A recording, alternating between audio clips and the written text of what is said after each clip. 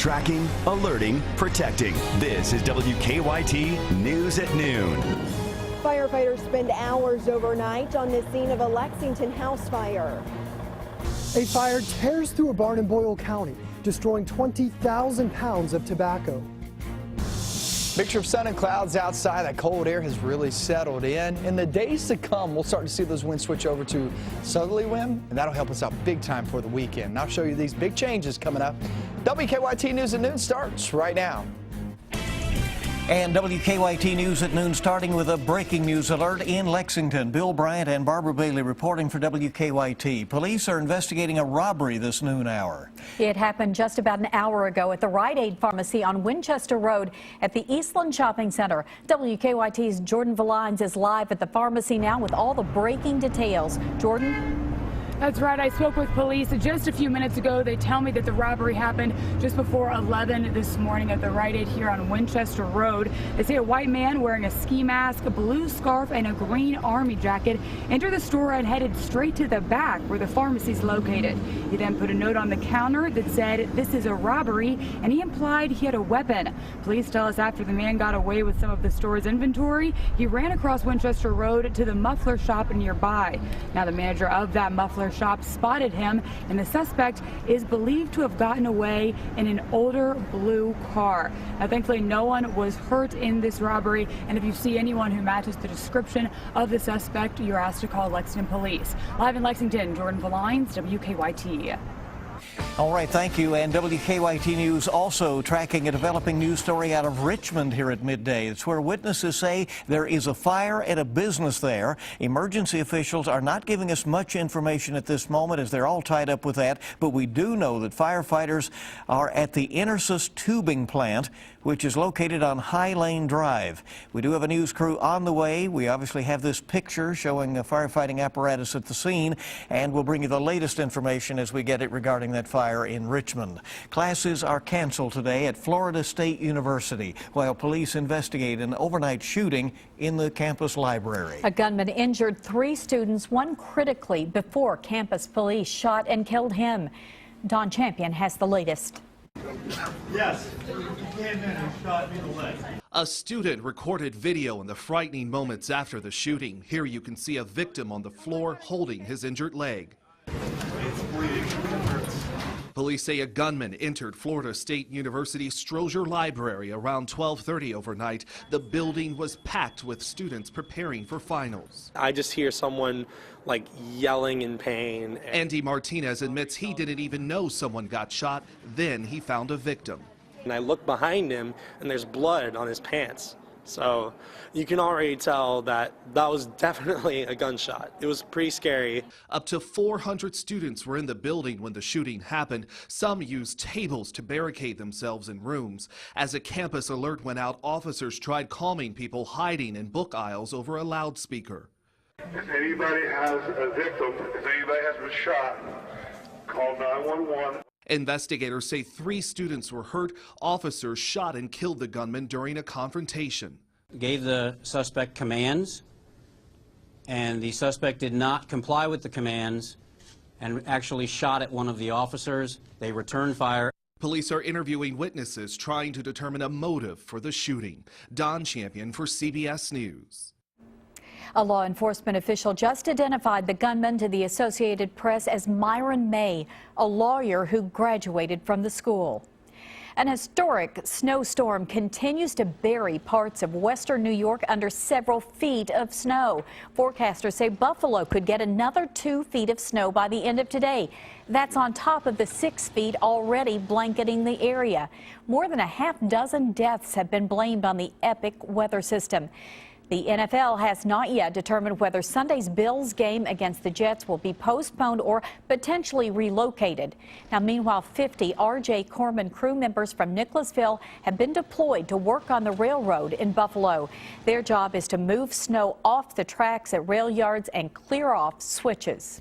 Well, that Arctic chill is back in the bluegrass this afternoon. It's dropping those temperatures back down into the 20s and around 30 degrees in some locations, but warm air is expected to return at least for the weekend. WKYT meteorologist Micah Harris is live now in our First Alert Weather Center. Micah. Hey, we do have the 20s and 30s outside and even some 40s down south. So still that Arctic air has not made its way fully down in the southeastern zones.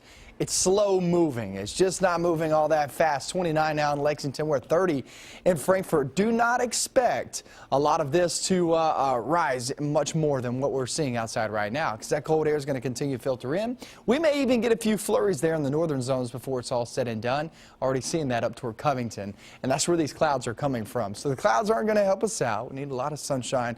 We really need to switch the winds over, but we're just not going to be able to do that the next couple of days. So temperatures are not really budging all that much. Now it's 30 across the bluegrass, but you work your way down toward the southeast and we're sitting there in the lower 40s now. I think we'll finish off in the upper 30s. Nonetheless, still a chill in the air. And as we go throughout the evening, there you are at 26 at 8 p.m. So you know it's going to be another cold one in store for tonight. How low do we go tonight, and are we looking at possible records again for tomorrow? I'll show you that forecast off towards your weekend coming up in a few minutes. All right, Micah, thank you. Investigators are back on the scene of a fire that destroyed a Lexington home, trying to figure out a cause. It broke out around 10 o'clock last night on Balfour Drive in the Winburn neighborhood. WKYT's Whitney Wetzel has reaction from a neighbor who lost power while crews were battling the flames. Whitney? Fire crews were on this scene here throughout the night, first trying to put out flames, then making sure they didn't resurface. And then I heard this noise, and I went to look out the back, and fire was coming out that side bedroom window. There's just gusting. Johnny Williams lives next door to this Balfour Drive home that caught fire around 10 o'clock last night. She usually parks her car in her driveway, which is just a few feet away from the bedroom where investigators believe the fire started. I pull up right there, and where the window, where the flames was coming out of the car, it was bouncing around, and so I just jumped and moved the car, and so the fire department said, "Great move." So I just moved it out of the way because, you know, it's gas. And my car was right here, so I didn't want to add no fuel to the fire. Firefighters say part of the home's roof caved in and the back part of the house is destroyed. Williams' home was more fortunate. I have some damage back on my siding. It's kind of buckled a little bit. And you can just kind of feel it, but it didn't melt. The young couple who lives here is now left to pick up what's left of their home. Y'all right? You know, I took them gloves and sweaters and stuff, and scarves and stuff like that, but I know it's devastating. Firefighters also told us they did not hear any smoke detectors going off when they first responded to this fire. In Lexington, Whitney Wetzel, WKYT. Firefighters say 3 dogs were inside the home when the fire broke out, but they were able to get out safely, and investigators still haven't determined a cause of the fire. A Central Kentucky farmer is trying to pick up the pieces after his tobacco barn was destroyed by fire. It broke out yesterday on Lancaster Road in Boyle County, and that barn is a total loss. About 20,000 pounds of tobacco was also inside. WKYT's Mark Barber has the latest on the investigation of that. The man who leases this property says the fire destroyed about 20,000 pounds of tobacco. He says it's a devastating loss because the tobacco would have sold for about $2 a pound, or $40,000. The air is still thick with smoke over the burned barn that sits on Lancaster Road right outside Danville. John Albright, the man who leased the barn to Earl Robinson, says the barn was filled with hanging tobacco and tobacco sticks. Fire crews say the fire started around 3:30 yesterday afternoon. Firefighters tell us not only were they fighting the flames, they were also fighting the cold. They say several firefighters had to rest for a few minutes so they could warm up. Crews tell us the flames were so intense, it took about 3 hours to get the fire under control. Our units were able to see the smoke from as far away as Junction City, so that is about 5 to 6 miles. The majority of downtown was actually covered in smoke, so it was a fairly large looking fire. Albright and Robinson say they don't know if they will rebuild yet. They tell me they are still waiting to see if insurance will cover the damage. In Boyle County, Mark Barber, WKYT. Mark, thank you. And firefighters tell us it could take several days before they figure out what sparked the flames. The interview process is beginning in search for an interim superintendent for the Fayette County Public Schools. The school board is meeting today and tomorrow to interview several candidates. Board members are looking to hire an interim superintendent while they search for Dr. Tom Shelton's replacement. His last day on the job is December 31st.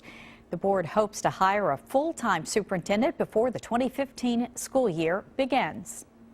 The Fayette County School Board has had a lot on its plate this year, not only with the search for an interim and permanent superintendent, but also redistricting the state's second largest school system and the disagreements of board members following the state audit of the district's finances. Chairman of the school board, John Price, says the board was split, with 3 members supporting Superintendent Dr. Tom Shelton and 2 not. The district works best when the board and the superintendent are a team. And, you know, as you and anybody in the public could tell, that we had a fractured team.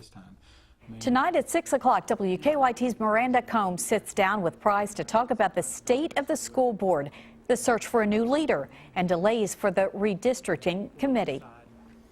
Well, later today, a committee is going to help determine when the next phase of the Centerpoint project can begin. A contractor will meet with traffic engineers this evening and try to nail down some dates for when a huge crane can be brought into downtown Lexington.